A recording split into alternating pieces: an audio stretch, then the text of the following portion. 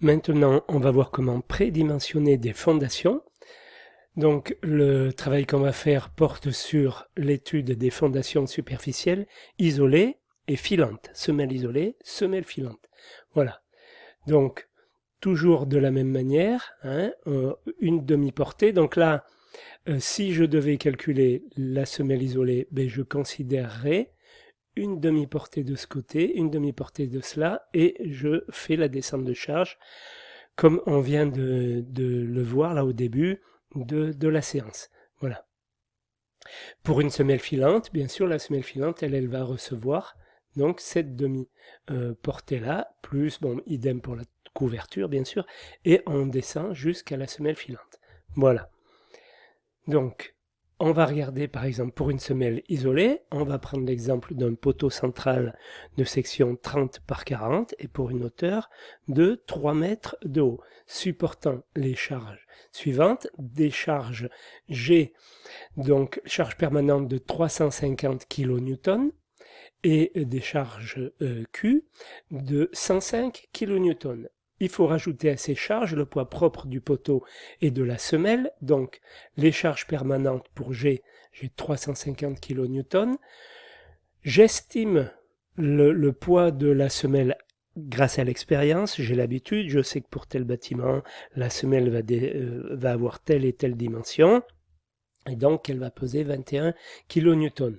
Le poids propre du poteau, 0,30 m par 0,40 m par 3 mètres par 25 kN, ça fait 9 kN au total.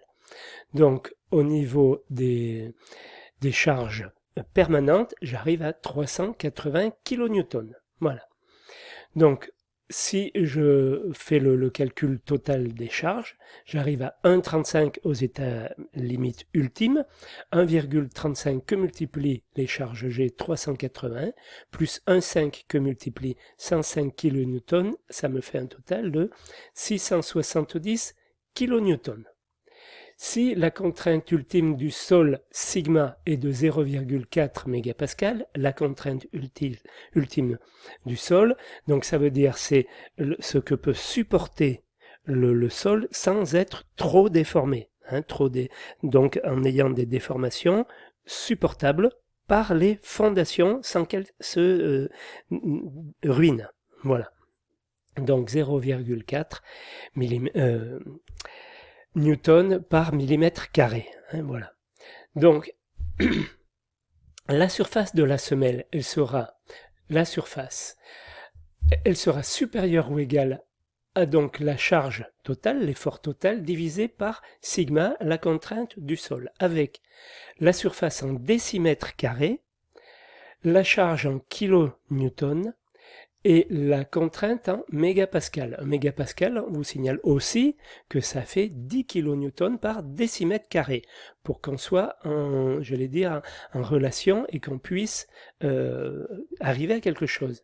Donc là, 670 divisé par la contrainte et divisé par 10 parce que j'ai 10 kN par décimètre carré.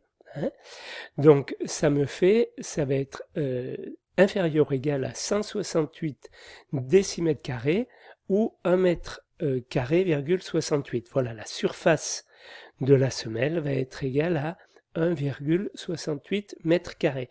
Si le poteau était carré, la semelle aurait un côté de racine de 1,68, c'est-à-dire 1 mètre 30 de côté. Le poteau ayant une section rectangulaire, si on veut avoir une semelle avec un débord constant, la semelle aura comme dimension 1,35 m par 1,25 m. Voilà.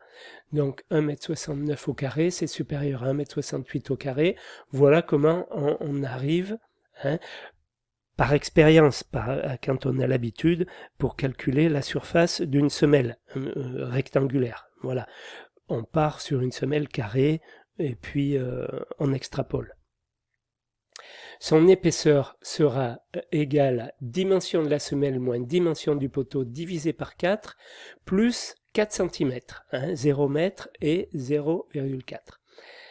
Soit 1,35 moins 0,40 divisé par 4 plus 0,04 ou 1,25 moins 0,30 divisé par 4 plus 0,4 et le tout arrondi à 0,30. Voilà, on arrive à une épaisseur de 0,30. Les dimensions ainsi trouvées sont arrondies à 5 cm près. La hauteur minimum est de 20 cm. Il faut rajouter à cela le béton de propreté et vérifier que le fond de fouille est bien hors gel, ça c'est quand pour le métrer. Il faut ensuite vérifier que le poids de la semelle, y compris le béton de propreté, n'est pas supérieur au poids estimé, sinon il faudrait augmenter la surface de la semelle. Donc 1,35 m par 1,25 m, alors du coup par 40 cm d'épaisseur, on a considéré l'épaisseur principale, la plus importante j'allais dire, avec le béton de propreté, et excusez-moi, on a 30 cm, plus 5 cm, plus 5 cm de béton de propreté, on arrive à 0,40. Voilà. Que multiplie 25 kN, ça nous fait 16,875 kN et c'est inférieur aux 21 kN qu'on avait estimé ici lorsqu'on avait calculé la charge reprise par le sol. Voilà. Voilà donc au total où on en arrive pour une semelle isolée.